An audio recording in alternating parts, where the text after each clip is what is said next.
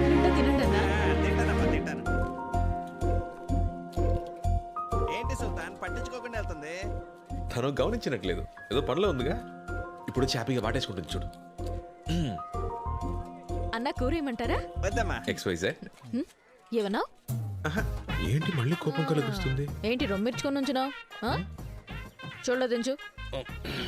Cooling లస్తి ఏంటిలా గాలి తీసింది?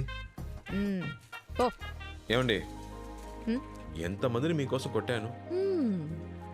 XYZ చెప్పకపోయినా పర్లేదు, అట్లీస్ట్ ఒక థ్యాంక్స్ అయినా.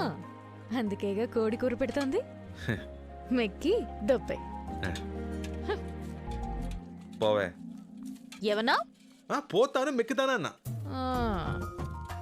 100 మందిని మేనేజ్ చేస్తున్నాను, ఇది చూపులతోనే చంపేస్తుంది. గుడ్ల గుబ్బ. సుల్తాన్ ఫోన్. హలో బాబు, నేను లాయర్ని మాట్లాడుతున్నా. సార్ చెప్పండి సార్. న్యూస్ చూసావా? ఇక్కడ అంతా కుక్కల్ని కాల్చినట్టు కాల్చి పారేస్తున్నారు. ఒకటే రక్తపాతం. ఈ సంఘటన మీద కమిషనర్ ఇలా స్పందించారు. This encounter was not a planned action, just self-defense. Anyways, Vizag should be crime free. ఇది కేవలం ఆరంభం. ఆపరేషన్ పూర్తయినట్టుకి వైజాగ్లో రౌడీజం అనే మాటే ఉండదు. ఎట్టి పరిస్థితుల్లో వాళ్ళు ఇక్కడికి రాకుండా జాగ్రత్త పడు. కేర్ఫుల్ బాబు. సరే సార్.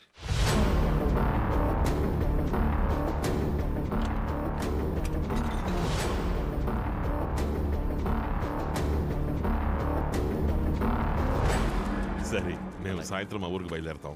అవును, అలాగే. సరే, జాగ్రత్తగా వెళ్ళండి. రేయ్, సాయంత్రం అందరూ ఊరెళ్ళిపోతున్నాం. ట్రైన్ ఆగినా సరే ఎవరికి మళ్ళీ భోజనాలు పెట్టించను. ఇక్కడే డబుల్ కోట మెక్కేయండి, అర్థమైందా? ఏంటి సుల్తాన్, ఆలోచించకుండా ఫోన్ చేయండి. ఇదిగో బాబు గురించి పట్టించు. ఏమయ్యా, మీరంతా ఒకటే కుటుంబం ఒకటిగా?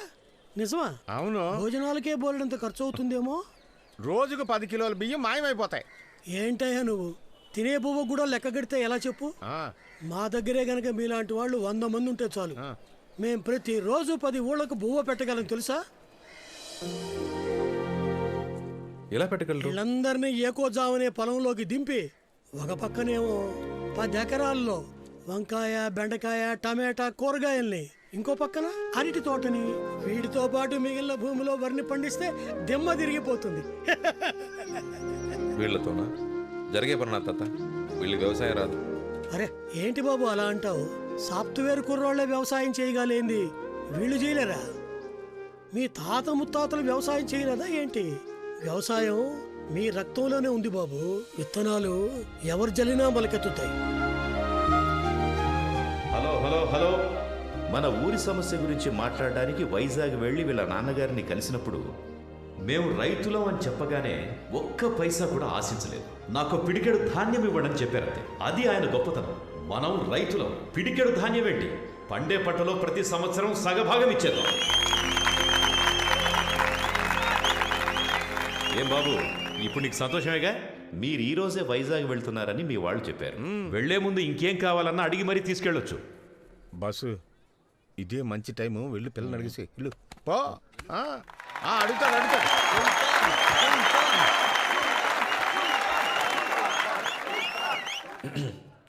ఊరు పెద్దలకి, ఇక్కడున్న అందరికీ నమస్కారం. గొడవలు కొట్లాట్లాంటివి మా నాన్నగారు చేసినప్పుడైనా, మా అన్నలు చేసినప్పుడైనా నాకెప్పుడు నచ్చలేదు. కానీ ఇప్పుడు నాకు ఒకటి బాగా అర్థమైంది. కత్తితో చెట్టు నరిగితేనే తప్పు, ముళ్ళు నరగడం తప్పు కాదు.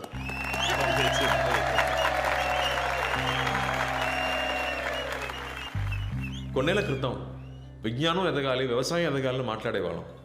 కానీ ఇప్పుడు ఈ ఊరికి వచ్చాక అర్థమైంది, విజ్ఞానం బాగా ఎదిగింది, వ్యవసాయమే వెనకబడిపోయింది. దాని గురించి ఎవరు పట్టించుకోవట్లేదు. అంతెందుకు నేనే డబ్బు ఉంటే సరిపోతుంది, ఆ డబ్బుతో తిన్నైనా నీళ్ళైనా కొనుక్కోవచ్చుని అనుకునేవాడిని.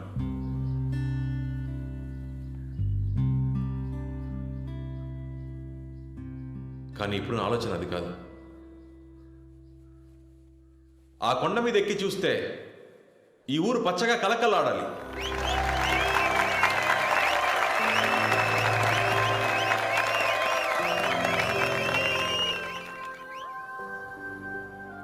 ఇక్కడ పండించే ధాన్యంతోనే నా పెళ్లి భోజనం పెట్టాలి.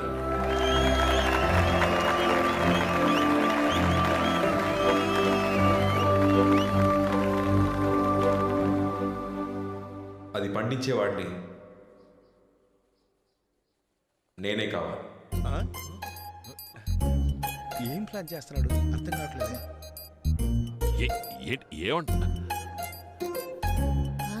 ఏమంటున్నాడు? అన్నా ఇదేం ఫిట్టింగ్ అన్నా?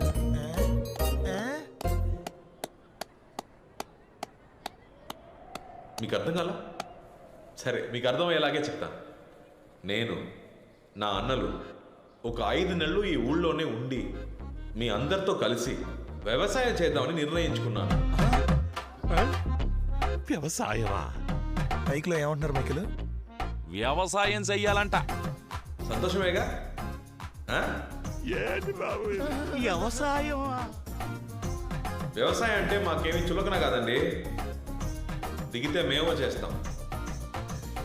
అందుకని మమ్మల్ని మీ పిల్లలే అనుకుని వ్యవసాయం చేయడానికి మాకు ఎంతో కొంత భూమి ఇస్తే సరిపోతుంది, అంతే.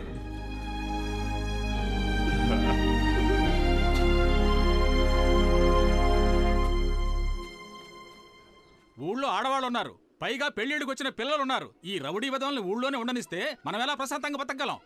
వాళ్ళు నీకన్నా మంచోళ్ళయ్యా. వాళ్ళు ప్రాణాలకు తెగించి మనల్ని కాపాడడానికి వస్తే అంతలోనే అది చేస్తారు ఇది చేస్తారంటే ఏంటయ్యా అర్థం? ఇలాగే మునుపొకడొచ్చి మన పొలాలు రాసిమ్మన్నాడు. 4 ఏళ్లు కుక్కల్లా హీనంగా బతికాం. వీళ్ళని చూస్తే దున్నపోతుల్లా బలిసి 100ల సంఖ్యలో ఉన్నారు. వాళ్ళని ఇక్కడ ఉండడానికి ఒప్పుకుంటే ఈ ఊరే నాశనం అయిపోతుంది. నాకెందుకో వాళ్ళు మన ఊళ్ళో ఉండడమే మంచిదనిపిస్తుంది. నీకే వంటరాడువి, ఇంట్లో ఆడాలుంటే తెలుసుద్ది సమస్య ఏంటనేది. తాత చెప్పిందే కరెక్ట్. వాళ్ళిప్పుడు మన ఊళ్ళో ఉండడం మనందరికీ మంచిది. ఊరుకోమ్మా, చివరికి ఆడవాళ్ళు కూడా పంచాయతీలో సలహాలు ఇచ్చేవాళ్ళే. పెద్దయ్యా, జయేంద్ర ఇంకా చచ్చిపోలేదు. చావు దెబ్బ తిని వెళ్ళాడంతే. రే ఆడి తిరిగొచ్చాడంటే మనుషులు పెట్టి కొట్టిస్తారా అని ఊరు మొత్తం తగలబెట్టడం ఖాయం. అవునే. ఇలా చూడండి, ఇప్పుడు మన సమస్య వీళ్ళు కాదు. సమస్య ఏంటంటే ఇంకో 6 నెలల్లో వ్యవసాయం చేసి మన పొలాల్ని కాపాడుకోవాలి. ఇది బీడు భూమి కాదు, వ్యవసాయ భూమి అని నిరూపించాలి. అందుకోసం వాళ్ళు మన ఊళ్ళోనే ఉండాలి. ఆ అమ్మాయి కరెక్ట్ పాయింటే మాట్లాడుతోంది. ఇది జరిగే పని కాదులే. పొలాల కోసం మానాన్ని తాగట్టు పెట్టాలా? చెప్పండి. ఏయ్ ఊరుకోవయ్యా, మనకు వేరే దారి లేదు. మా అమ్మాయి చెప్పింది నిజమే. అవన్నీ అలా ఉంచండి. ఇంతకీ పొలం ఎవరిస్తారు? ఏం మాట్లాడరే? చెప్పండి, పొలం ఎవరెత్తారు? నా దగ్గర 1 ఎకరం ఉంది, నేనిస్తా వాళ్ళకి. ఏంటి 1 ఎకరమా? దాంతో ఏం చేయాలని? నాకు 8 ఎకరాలు ఉంది, వాళ్ళకి నేను ఇస్తాను. నేను ఇస్తాను.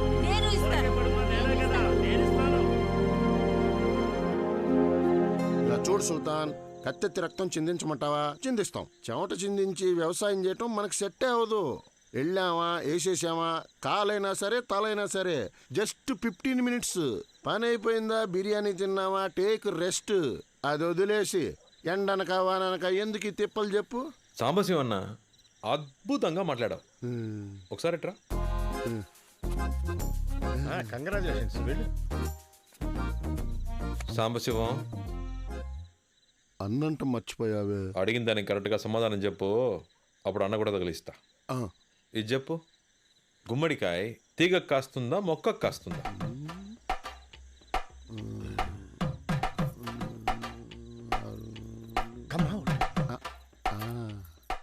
రెండిటికి కాయదు, చెట్టుకే కాస్తుంది.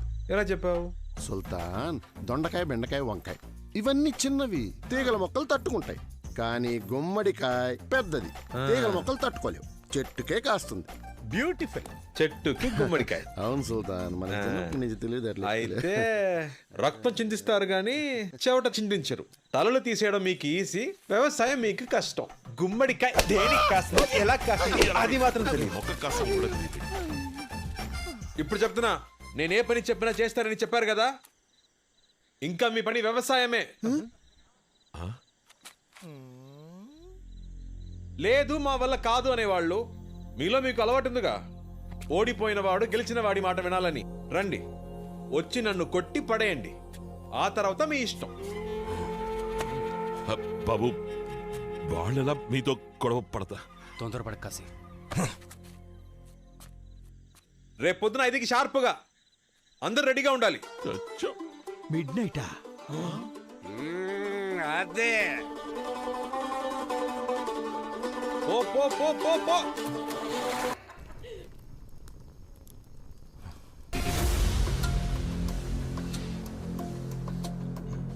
Joker, bloody joker. అది ఒక ఏనుగు గుంపు. ఒకళ్ళు ఇద్దరు కాదు, 100 మందికి పైగా ఉన్నారు.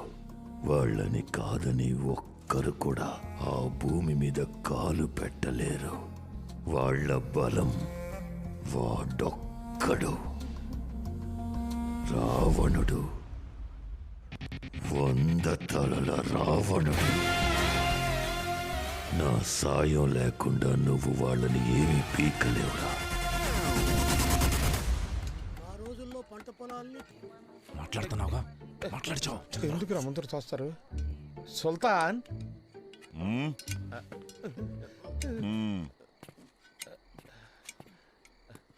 ఇక వ్యవసాయం వద్దులే బాసు, వైజాగ్ వెళ్ళిపోదాం. నేను కాదు, మనోళ్ళ మనసులో మాట. మనుషులనైతే వేసేయచ్చు కానీ పశువులు వేయగలమా? వైజాగ్లో అయితే షేర్ ఆటో నడుపుకొనైనా బతికేయచ్చు. ఇవన్నీ ఇక్కడికి రాకముందు ఆలోచించాలి. వచ్చి చేయాల్సిందంతా చేసాం. ఈ ఊరు సమస్య తీరే వరకు ఇక్కడే ఉండాలి. ఓ సంతేనా? 1 గంట టైం ఇవ్వు సుల్తాన్. ఈ ఊరిని ఇబ్బంది పెట్టి నా కొడుకుల తలాలు నరికి నీ కాళ్ళ ముందు ఉంచుతాం. మేము వెళ్ళి మూటా ముళ్ళి సర్దేసుకొచ్చా. అట్ట చూడ మాకయ్యా.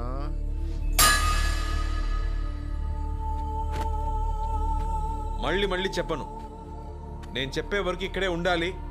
నేను చెప్పిందే చెయ్యాలి. లేదు మేము వెళ్తామనే వాళ్ళు ఇటు రండి, కొట్టుకొని మరి తెలుసుకుందాం. ఒక్కడొచ్చినా సరే, అందరు వచ్చినా సరే, నేను రెడీ. ఎవరొస్తారు? జంగా, ఒక్కడు కదలకూడదు. ఎవడైనా కదిలాడో తోలు తీసే. తోలు తీయడానికి నేనేమన్నా అరటిపండు తొక్క? జై సుల్తాన్, జై సుల్తాన్, జై సుల్తాన్, జై సుల్తాన్. ఒరే జెండాకర్రా, ఏంట్రా? ఆంజనేయుడు భక్తి కూడా నీ భజన ముందు బలాదుర్రా. చిన్నప్పుడు స్కూల్లో గోడ కూర్చేయమంటే తిరగబడి రౌడీ అయినోడ్రా. కనీసం దానికైనా రెస్పెక్ట్ ఇవ్వరా? కొడితే మొగ 32 చెక్కలు అవుతుంది. టైమురా. ఆ పిల్ల వల్ల మనకి కష్టాలు తప్పవు, వేరే దారే లేదు. మరో దారుంది. మీరందరూ ఒప్పుకుంటే తనతో నేను తలపడతాను. వాణ్ణి నేను ఓడిస్తాను. సుల్తాన్ని ఓడిస్తావా? ముందు నన్ను ఓడించరా.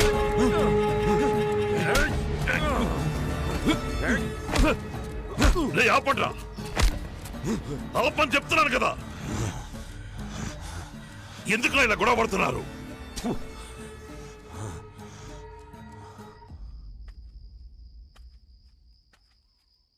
మీ మనసులో ఏముందో నాకు అర్థం కావట్లేదు. దేనికోసం ఇదంతా? మన వాళ్ళని కష్టపెడుతూ, ఈ ఊళ్ళో వాళ్ళని కష్టపెడుతూ దేనికి? ఆ అమ్మాయి కోసమా? మన కోసం, మనందరి కోసం మావయ్య. ఏంటి? నిన్నటి వరకు ఒక 6 నెలలు ఈ ఊళ్ళో ఉండి వెళ్ళిపోదామని అనుకున్నా. కానీ ఈరోజు వీళ్ళకి వ్యవసాయమే కరెక్ట్ అని అనిపిస్తుంది. ఇక్కడుంటే వీళ్ళు తప్పు చేయరు. వీళ్ళందరినీ రైతులుగా మార్చేయాలి మావయ్య. రైతులుగా మారుస్తావా? వీళ్ళనా? మూర్ఖులు బాబు. మీరు సముద్రానికి ఆనకట్ట కడుతున్నారు. అది జరగదు. వీళ్ళు మారరు. వదిలేయండి సుల్తాన్. జీవితంలో మంచి అంటే తెలియని వాడే మావయ్య. ఎలా పడితే అలా బతుకుతాడు. ఒక్కసారి మంచి ఏంటో తెలిస్తే వాడికి బతకటంలో రుచి తెలుస్తుంది. నాకు మీరు 6 నెలలు టైం ఇవ్వండి. వీళ్ళు మారకపోతే నా మనసు మార్చుకుని మళ్ళీ బాంబేకి వెళ్ళిపోతాను. దానికి వీళ్ళు ఒప్పుకుంటారా? వాళ్ళకి తెలియక్కర్లేదు మావయ్య. నేను ఆ అమ్మాయి కోసమే ఇక్కడ ఉన్నట్టు అనుకోండి. ప్రాబ్లం అది కాదు మావయ్య. మరి మనం ఈ ఊళ్ళో ఉండాలంటే కత్తి పట్టక తప్పదు.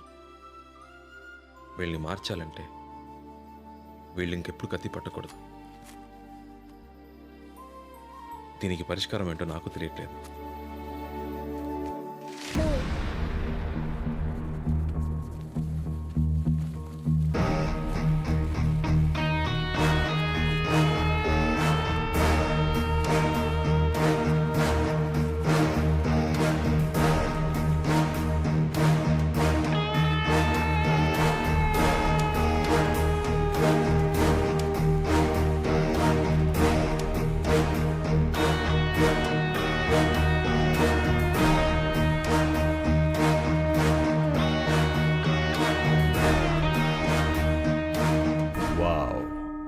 రావణుడు, 100 తలల రావణుడు.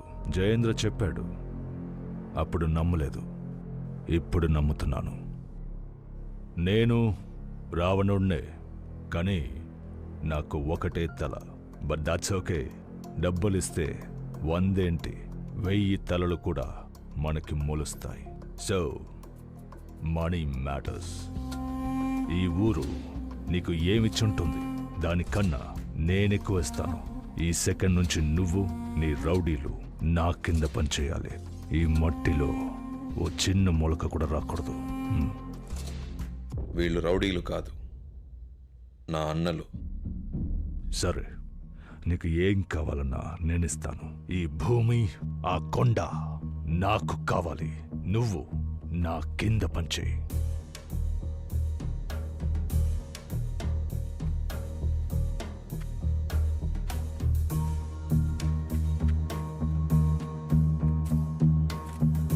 ఈ భూమి కొండ కావాలంతేనా? ఏమని చెప్తా.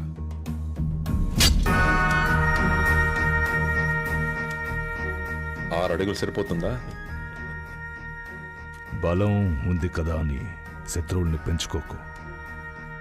ఇక నీ అన్నల తలకాయలని అప్పుడప్పుడు లెక్క పెడుతూ ఉండు.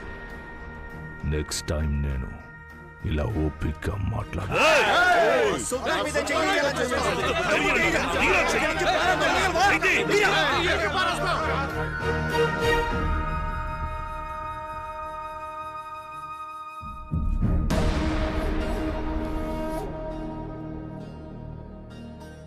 మీ వాళ్ళకి నా కోపమే తెలుసు, మా అన్నల కోపం ఎలా ఉంటుందో తెలియదు. మీరు తట్టుకోలేరు. ఇది వీళ్ళ నేల, వీళ్ళ మట్టి. ఈ ఊరి వాళ్ళ బాధలు చూడలేకే ఒకడిని చచ్చేలా కొట్టాను. ఇప్పుడు నేను ఇక్కడి మనిషిని. జోలికొస్తే నరిక్కేస్తా. ఇంకెప్పుడు ఇక్కడికి రాకు. వస్తే మళ్ళీ వెళ్ళాం.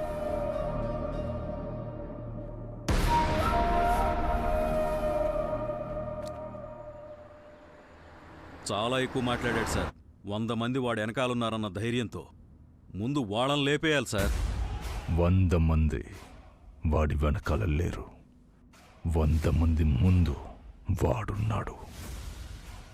పాముని చంపాలంటే తోక నరక్కూడదు, తల నరకాలి. వాడి తల నరకాలి.